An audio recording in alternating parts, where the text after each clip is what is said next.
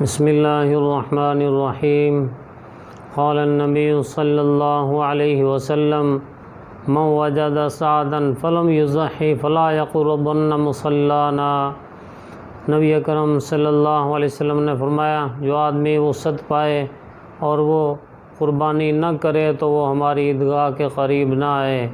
اور حدیث پاک میں آتا ہے، ترمذی شریف میں حدیث ہے، حضرت عبداللہ بن عمر رضی اللہ تعالیٰ عنہ فرماتے ہیں کہ نبی اکرم صلی اللہ علیہ وسلم 10 سال مدینہ منورہ میں مقیم رہے اور نبی اکرم صلی اللہ علیہ وسلم نے ہر سال قربانی کی ہے۔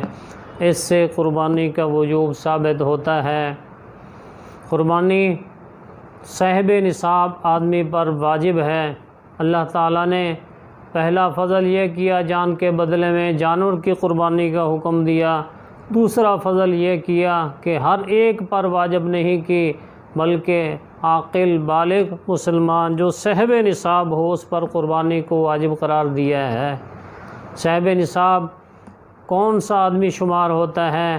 تو جس آدمی کی ملکیت کے اندر 5 طرح کے مال میں سے بعض کے ساتھ مل کر یا کوئی ایک 52.5 تولے چاندی کی مالیت کو پہنچ جائے تو ایسا آدمی صاحب نصاب شمار ہوتا ہے۔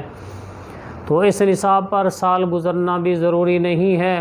قربانی کے ایام میں جس کے پاس یہ نصاب ہو، خاص کر آخری دن کے آخر وقت میں جس کے پاس یہ نصاب ہو، اس پر قربانی واجب ہو جاتی ہے۔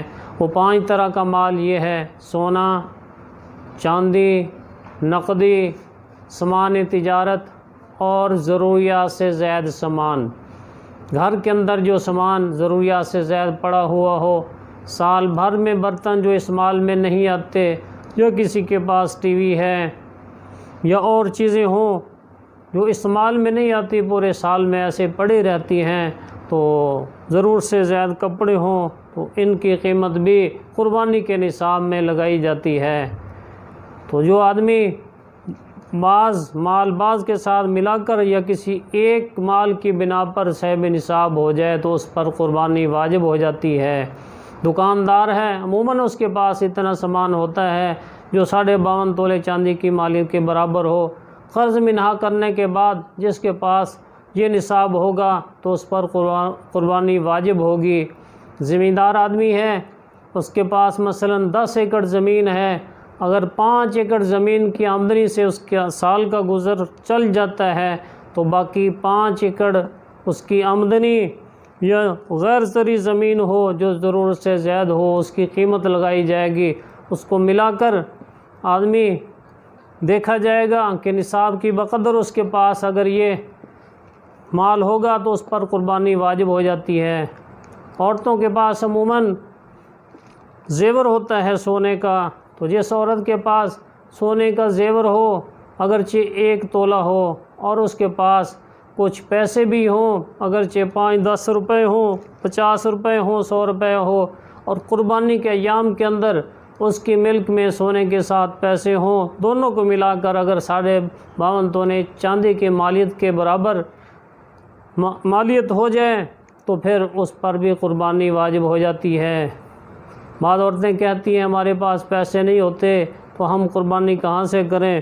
سونا ہوتا ہے، زیور ہوتا ہے ان کے پاس، یا تو زیور کا کچھ حصہ بیچ کر کریں یا پھر شوہر سے کسی طریقے سے پیسے نکلوائیں، جیسے اپنے سوٹوں کے پیسے نکلوا لیتی ہیں تو اس طرح ان سے پیسے نکلوائیں۔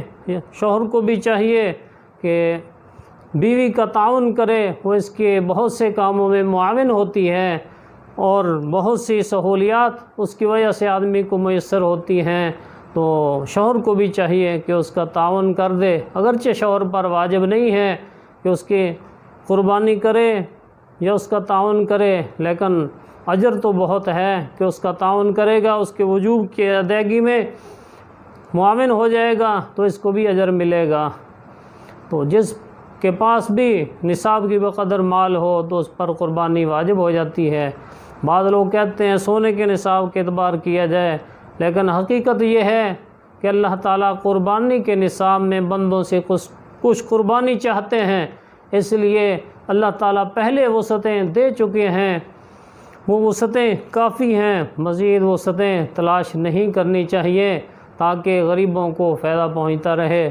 بہت سے لوگ ایسے ہیں جو سال کے بعد قربانی کا گوشت ان کو ملتا ہے وہی کھاتے ہیں، تو اگر اور وسعتیں اس میں نکالی جائیں تو پھر یہ غریب بیچارے اس سے بھی محروم ہو جائیں گے۔ اس لیے جو صدیوں سے نصاب کتابوں میں لکھا ہوا ہے اسی کو بنیاد بنایا جائے، اسی کے مطابق عمل کیا جائے۔ اللہ تعالیٰ جو بھی صاحب نصاب ہیں اس کو اپنا وجوب ادا کرنے کی توفیق عطا فرمائے۔ وما علینا الا البلاغ المبین۔